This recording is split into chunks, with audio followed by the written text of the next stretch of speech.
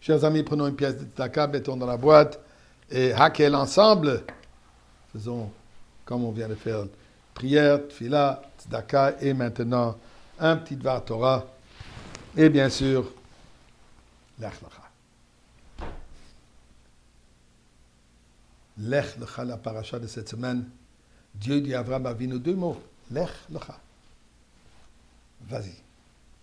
Probablement les deux mots les plus importants depuis la création du monde, jusqu'à la fin des jours. Qu'est-ce qui se passe? Dieu dit à Abraham Avinu de quitter son pays natal, la maison de son père, et ainsi de suite, pour aller vers l'inconnu. Mais regardons un peu ici un moment historique. À quel moment est-ce que Dieu dit ça à Abraham Avinu? Quel âge exactement il a? 75 ans. Tout ce qui s'est passé avec Abraham Avinu jusqu'à présent, à peine que c'est mentionné, ou plutôt, il n'y a rien de mentionné dans la Torah. Tout ce que la Torah nous raconte à la fin de la paracha de la semaine dernière, où la Torah nous dit, voilà, Terach, à l'âge de 70 ans, il a donné naissance à Abraham, Nachor et Haran. Les enfants de Terach, Haran a eu un fils, Lot. Ensuite, la Torah nous dit, Vayamas Haran al-Pin Terach Haviv.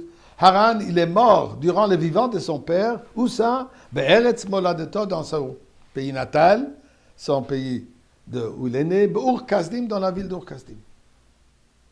Ensuite, la Torah nous dit que Abraham et Nachor se sont mariés. Abraham s'est marié avec Sarai, Nachor s'est marié avec Milka, et Sarai, malheureusement, elle est stérile, n'a pas d'enfant, et Terach prend son fils Abraham et son petit-fils Lot, quitte Ur Kasdim et va vers Eretz Canaan, et ils sont arrivés jusqu'à Haran.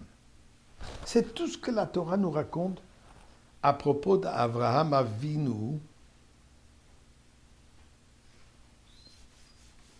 les 75 ans avant que Dieu apparaît à Abraham Avinu et lui disant Lech lecha. Non seulement la Torah ne nous raconte rien, mais la seule chose qui nous dit que Haran est mort et décédé à Ur Kasdim durant le vivant de son père. Quelle importance est-ce que ça joue dans la vie d'Abraham Avinu? Eh bien, regardons un peu ici l'histoire. Abraham Avinu, nous savons, est un révolutionnaire. Premier révolutionnaire. Echad Abraham. Abraham était unique, il était seul, il n'avait pas peur d'aller à l'encontre de toute la société, de toutes les bannières de pensée, de Weltanschauung, de toute la société de cette époque, ils étaient tous des idolâtres. Et Abraham, lui, il a réalisé, d'après une opinion à l'âge de 3 ans, d'autres à l'âge de 40 ans, il a réalisé que le monde ne peut pas exister par des idoles qui sont faites par des êtres humains. D'ailleurs, son père Terach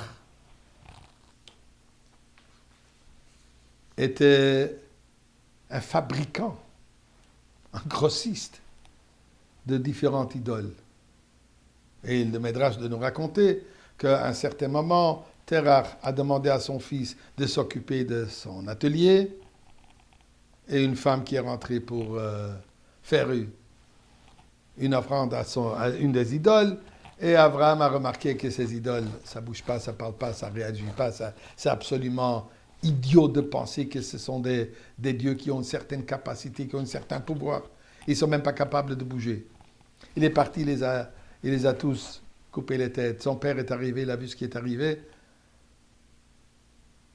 Il s'est acharné sur son fils, il l'a amené devant Nimrod qui était l'homme fort, le roi de cette époque, et Nimrod de lui dire, Abraham, vas-y, je veux que tu te prosternes devant le Dieu de feu. Et Abraham de lui répondre, mais le feu n'est pas si puissant. Regarde, la pluie peut l'éteindre, alors prosterne-toi devant la pluie. Il dit, mais la pluie non plus n'est pas si puissant. Les nuages, la pluie dépend des nuages. Alors prosterne-toi devant les nuages. Mais le vent peut pousser les nuages. Donc Abraham, il mène jusqu'à leur faire comprendre que tout ça ne sont que des pions dans les mains du Créateur, ne sont que des outils dans les mains du Créateur qui est Dieu.